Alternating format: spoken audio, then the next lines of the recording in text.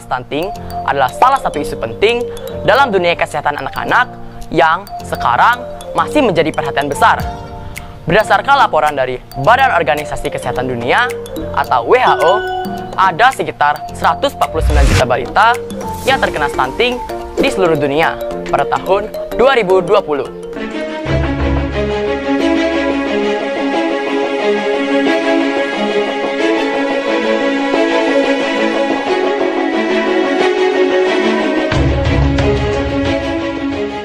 Presiden Joko Widodo menunjuk BKKBN memimpin pelaksanaan program luar biasa penanganan stunting di Indonesia. Target kita 2024 itu 14%, bukan angka yang mudah. Berdasarkan data dari Studi Status Gizi Indonesia, pada tahun 2021, prevalensi stunting di Indonesia mencapai 24,4%. Wah, angka tersebut cukup besar ya guys. Lalu, apa itu stunting dan apa penyebabnya? Mari kita bahas. Jadi, stunting merupakan kondisi gagal tumbuh pada anak balita akibat dari kekurangan gizi kronis, sehingga tinggi badan anak berada di bawah standar atau terlalu pendek untuk anak seusianya.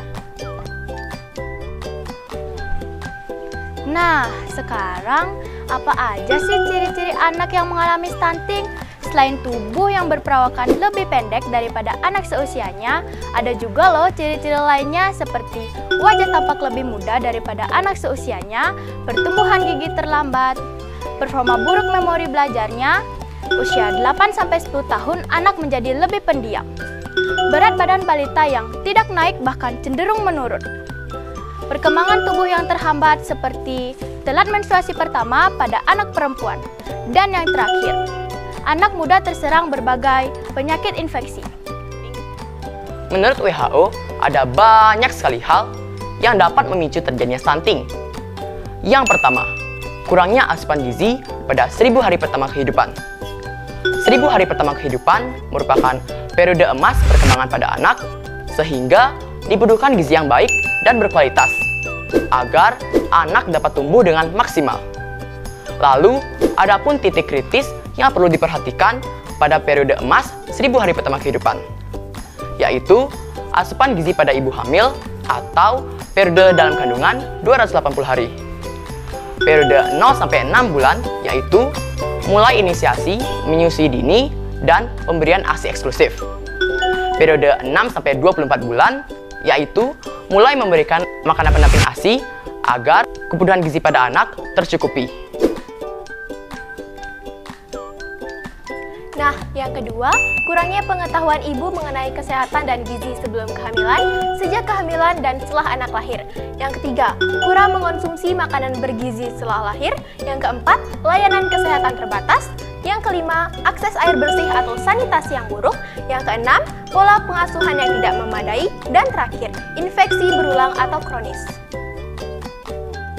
Nah, kamu tahu nggak sih guys, apa aja sih dampak stunting pada kesehatan anak? Dampak jangka pendeknya adalah peningkatan terjadinya kesakitan dan kematian. Perkembangan kognitif, motorik, dan verbal pada anak tidak optimal. Dan tentu saja peningkatan biaya kesehatan. Sedangkan dampak jangka panjangnya adalah yang pertama, postur tubuh yang tidak optimal pada saat dewasa. Yang kedua, meningkatnya risiko obesitas dan penyakit lainnya seperti diabetes, stroke, dan penyakit jantung. Kapasitas belajar yang tidak optimal pada masa sekolah. Dan yang terakhir, produktivitas kerja yang tidak optimal. Wah, ngeri juga ya dampak stunting pada kesehatan anak. Nah, sekarang bagaimana sih cara mencegah stunting? Yang pertama, perbaikan pola makan. Yang kedua, perbaikan pola asuh anak. Dan yang ketiga, perbaikan sanitasi dan akses air bersih.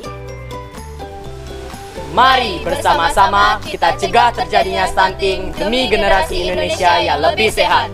Ayo, cegah stunting sebelum genting, karena berencana itu keren!